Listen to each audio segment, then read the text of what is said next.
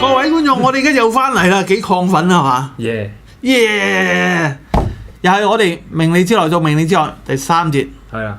OK， 咁我哋第3節今次講咩啊？都係講翻女人啦。講女人 OK， 但係就唔同啲喎。有咩唔同？你會用中國嘅哲學方式去講喎，係嘛？好啦，咁啊又講翻由中國哲學嘅角度嚟講女人呢個問題啦。咁樣我哋出一張 PowerPoint 睇下點先啦，好嘛？好啦，呢個問題咧同西方哲學嗰個唔同啦。咁我哋順序咁講啦嚇。女人咧就喺個現象上面嚟講嘅啦，就係一個其實喺上一節咧講到尾個咯，女人係希望成為一個unconditional 一個無條件嗰個你愛佢嗰個基礎。OK，其實呢個基礎咧係一個無條件嘅。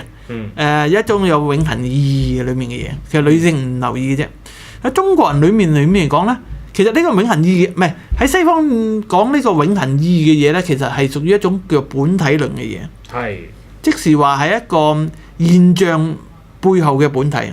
OK， 即係咩叫現象背後本體咧？即係西方哲學咁講嘅，我哋見到萬事萬物咧，都係只能夠接觸咗佢嗰個表面嘅現象嘅啫。譬如一個蘋果咁。因為蘋果嘅話，你見到佢嗰個表面啦，佢嗰個光澤啦、紅色啦、硬度啦咁嘅嘢係現象啫。但係你削咗佢嗰個皮，咁佢係咪蘋果咧？佢都係蘋果。你削咗個肉咧，佢都係蘋果。你越削咗裡面嘅話嚟講咧，佢覺得現象嘅背後咧有一個永恆不變嘅嘢。嗰樣嘢咧就正係你所有現象寄託喺個嗰個實體上面嘅嘢，咁嗰個咧就叫做現象背後嗰個本體嘅嘢。佢希望女性希望成為嗰種本體啦。但係中國哲學就唔係咁講嘅。中國哲學裡面嚟講咧，淨係從現象講，淨係從現象講就話咩咧？你見到嗰個蘋果得個皮咁，同埋啲肉咁嗰個就係個蘋果咯。佢唔會講個蘋果背後有一個永恆不變嘅本體㗎。中國哲學裏面見到個女人係點睇咧？見到女人咧就係話係女人㗎，咁唔會有背後一個神秘嘅永恆不變嘅嘢裡面嘅，冇咁講嘅，即係冇咁講嘅。因為咧，中國裡面嚟講嗰個現象，女人呢個現象裡面嚟講咧，佢只不過佢唔係講個背後有不變嘅本體，佢講個女人嘅本質咧就係變，就係變啦，冇錯。女人嘅本質就係變，搞到跌眼鏡。咁有少唔同，男人嘅本質咧係咩？都係變，都係變啊！哇，咁即係點咧？因為我哋上一節，如果你睇上個禮拜裡面嚟講咧，講到陰陽裡面嘅嘢咧，陰陽對立，陰陽互根，陰陽消長，係嘛？咁所以陰陽嘅嘢嚟講咧，無論陰同陽咧，都係一種互相陰陽轉化，呢四樣嘢咧都係一個陰陽，都係一樣咁嘅變嘅嘢嘅啫。咁樣嚟講，但係無論陰陽裡面嘅陰係互根、消長、轉化同埋對立，陽亦都係如此。咁有係咩意思咧？即係話其實用一個字講晒啦，就係無論陰同陽都係變。呢個咧就係中國哲學裡面嘅最核心嘅意思。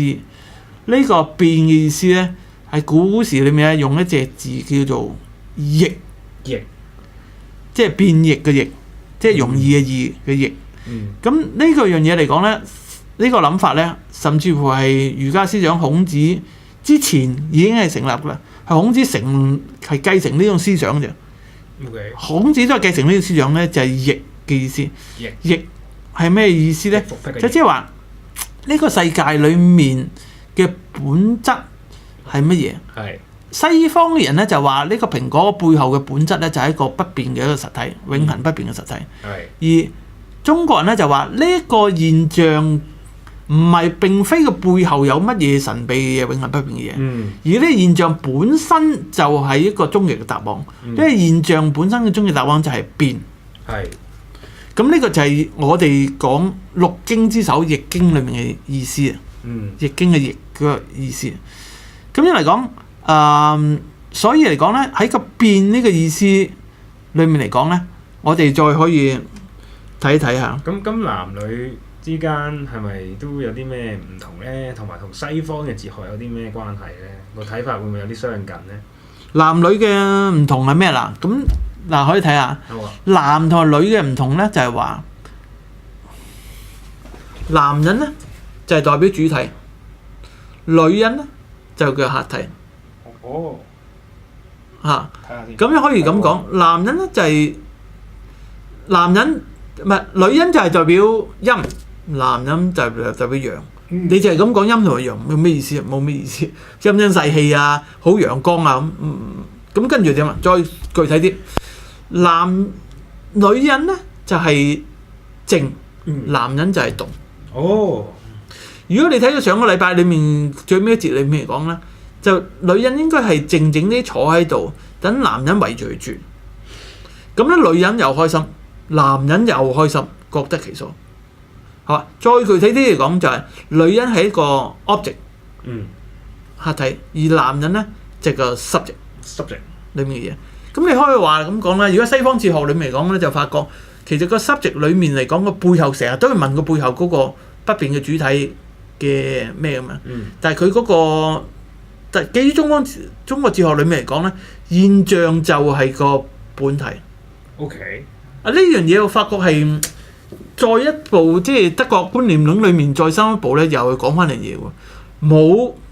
冇主體，即係話，即係冇主體，即係冇個實體喺後面。現象就是個實體呢樣嘢。中國哲學係其實講得呢樣嘢咧，係幾超前嘅一個德國觀念論裏面嘅嘢。冇本體，現象就是本體。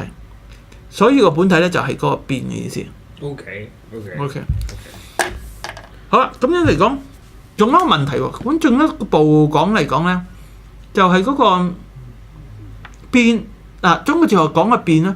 咁如果再問，咁啊變個背後個動力來源係咩咧？係咯，變嘅動力係咩咧？呢個就西方哲學從傳統就唔諗呢個問題㗎啦。亞里士多德嘅裡面就係講話目的因，係啊，質料因，四因説，動力因。係嘛？係啊，仲有咧？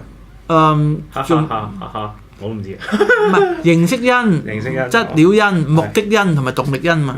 佢就係話你變嘅背後嘅動力係咩咧？咁可能你講得啱嘅，可能叔本華裡面咧講嗰個答案就係慾望。意志，其實佢係意志。意志啊，係意志啊，意志個 will 啊，即係我哋中文嘅譯嘅意思啫。個意志世界、表象世界後面個意志啊嘛，係咪？係啊。嗰個意志啦，咁啊意志裡面可能再弗洛伊德將個意志呢意再挖落去心裏，就係個慾望嘅意思。即係中文都係英文都係 will 嘅字。OK。咁樣西方哲學咧就係話嗰個，我聽講咩啊？西方哲學咧就講嗰個背後嘅慾望，就係推動變化嘅原因啊嘛。係啊。而中國哲學裡面咧，淨係講個現象，就唔講嗰個現象背後個原因咧，即係動力來源咧，佢就唔講嘅，唔點講嘅。哲學本身裡面唔點講嘅。有啲講嘅，譬如話荀子都講過啦，即係同阿孟子個競爭對手荀子都講，人性本惡，講個貪慾啊啲咁嘢講。咁樣或者下一張 next PowerPoint 講下。咁樣就呢度咧，我想講一講啊。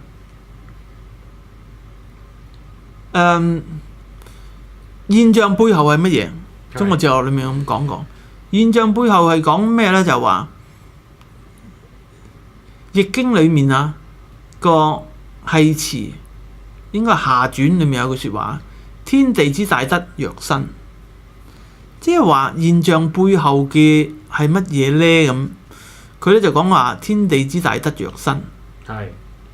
即係我哋一個男人，一個女人，男人中意女人，女人中意男人嘅嘢。譬如話男人好多行動為咗女人，女人好多行動為咗男人，呢啲係陰陽轉化嘅內容嘅嘢。咁背後係咩咧？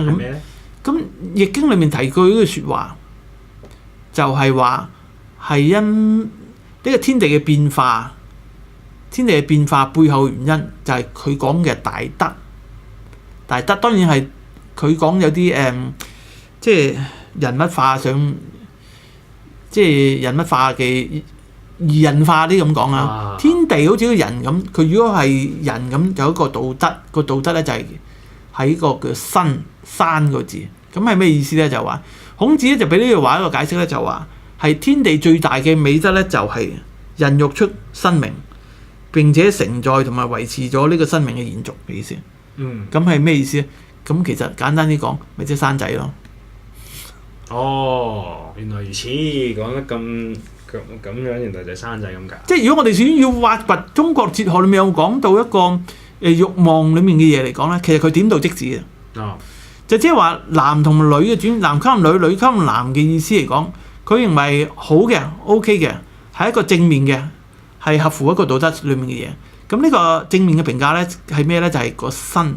個生意思當然係有一個天地生生不息嘅形而上嘅意思，但係攞形而下嘅意思嚟講咧，就我哋可以講係一個生育生仔嘅嘢。所以你有冇覺得中國傳統裡面嚟講嘅話咧，雖然成日都話，不孝有三，你知唔知係咩啊？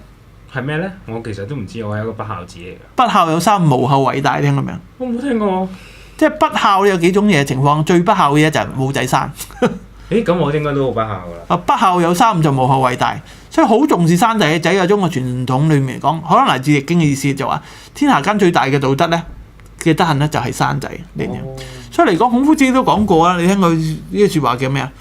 即係為咗鹹濕裏面一個辯護，叫做食色性也。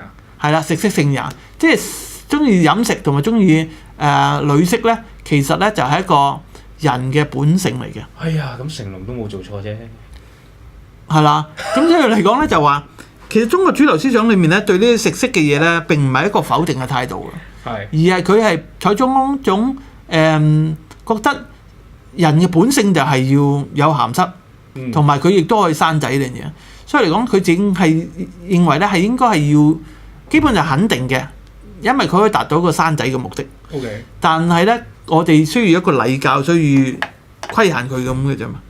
規限佢咁樣嚟講，至於佢就係講到呢個咁嘅完㗎啦。至於慾望本身嘅進一步探討咧，就唔講嘅，就唔講嘅。所以傳統哲學裏面就講到呢一度。